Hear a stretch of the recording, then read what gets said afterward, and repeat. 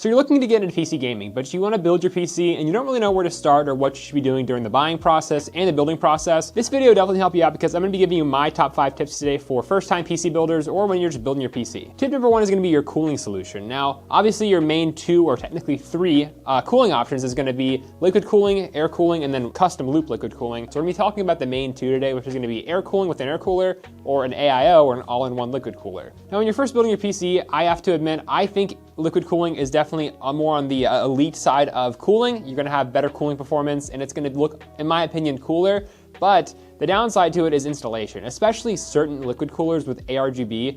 It can definitely be a nightmare with trying to figure out the mounting solution, all the cables coming off the fans, which way to orient the fans, and just generalized installation of it. It can be a little more daunting and a little more scary for some PC builders, especially if it's your first time doing it. With an air cooler, to me, it's easier to digest and easier to actually assemble onto the PC, and it's a little more straightforward as well compared to most of those AIOs, which can be a little more confusing. So in my opinion, if you are starting out with PC building and you don't have some crazy Ryzen 9 CPU, or like a Ryzen 7 9800X3D, you'd be just fine with an air cooler, especially a bit of a nicer one that can handle mid-range CPUs and even entry-level ones. And I think it'll really help your building process be a little smoother and easier when setting up the motherboard. We're gonna move on to number 2 now, which is RGB selection. Now, RGB selection is gonna be one of those things where this is one thing that I see a lot of people fall for, and a lot of people get screwed up with it because when you're building your first PC, you have a lot of things to plug in. And when you introduce ARGB into the mix of things, and especially multiple brands of ARGB things, that can get really, really difficult really fast. Especially for brands like NZXT, Corsair, Li. Those brands have proprietary ARGB connections, and sometimes they can be very confusing to put together and assemble. And it just makes that whole back area of your cable management that much more difficult, especially the early gen Corsair stuff. So if it were me, I would try and keep it simple. You can always look into buying a case like the Montech Air 100 or the Okinos Aqua 3. Those are 2 good examples of cases that have ARGB fans pre-installed and already set up. So all you really need to do if you are setting up like an ARGB tower cooler, all you gotta do is just plug in that one cable, and it makes things a lot easier to understand and put together when your first PC build. If you are looking for some RGB components in your first system, I definitely recommend finding a case that already has it pretty much set up. On the higher end, you can go with like the King 95 Pro.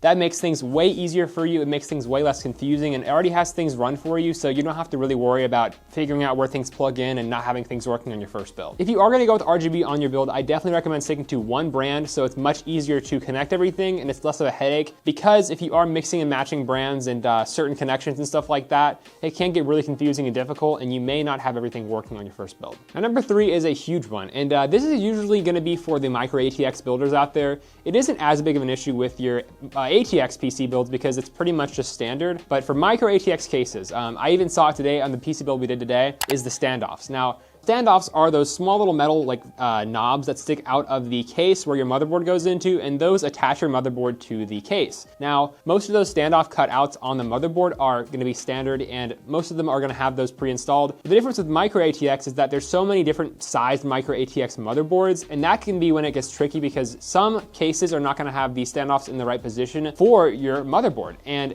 if you don't have those set up the right way, you can sometimes leave a standoff on the bottom of your motherboard when you go to install it, and then you're gonna have a poorly set up motherboard with it not being screwed in all the way. And on top of that, it can get even worse because you might end up shorting out your motherboard if the standoff is hitting the bottom of the motherboard where it's not supposed to, and hitting some kind of trace in the back. So keep an eye out for those standoffs. When you're going to install the motherboard, make sure that all those standoff holes are seen and that you're not having an extra one that's sticking into the motherboard on the bottom. Tip number 4 is gonna be case sizing. And this kind of segues from our 3rd point, but case sizing in general, what I mean by this is what kind of case you're buying and what kind of case you're building in as well. So obviously the main options for you in the PC world is ITX, which is the smallest usually. Then you have micro ATX, and then you have ATX. And I will be honest, from my experience in building a PC, I will say ATX sizing, which is most of the time your most popular, is gonna be the easiest to build in. The smaller you go with cases, it can be really easy to build in micro ATX cases and systems if you don't have as many components, they're not as large.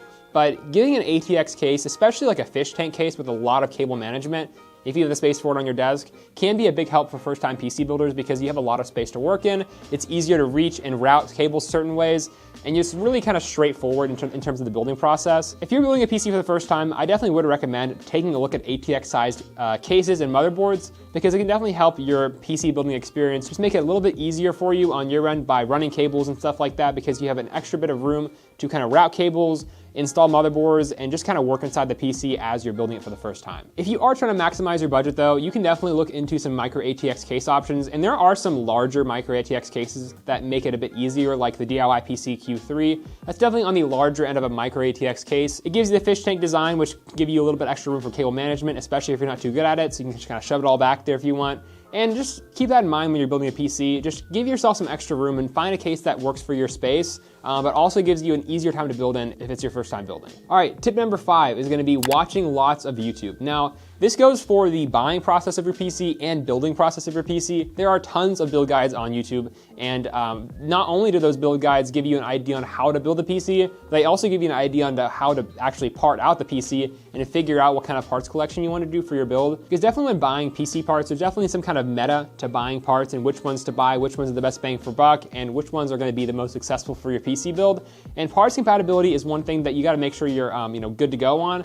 And these parts build guides definitely make it much easier for you to make sure you don't have any issues when building your first PC. So watch a lot of YouTube videos for even at different price points, just to see what parts people are using, what people think about them, and just overall building process with each of these cases and parts and power supplies and GPUs and performance and all that stuff. So definitely do your research on what kind of parts you want for your price range. And then if you want to go kind of off the track from some of those, you can definitely mix up some parts, but you should definitely keep like a basis for the budget that you're looking for from one of those build guides, because that can definitely help you out. And especially if you kind of match up a build guide on YouTube with even an installation process, it'll make it much easier for you to understand what things look like in the case you're building in and how easy it is to build in. So definitely a huge thing. YouTube tutorials, YouTube build guides are huge in the PC world right now. So definitely take advantage of those creators that are making them out there, and it'll help you out in the long run. Now, this really isn't part of the top 5 list, but I just wanted to give you guys one more piece of advice, and that is just take your time. In all of the PC build videos that I've seen, people will give you like a time window as to how fast they built their PC. Like, oh, I built my PC in an hour and a half, and this is my first time PC building.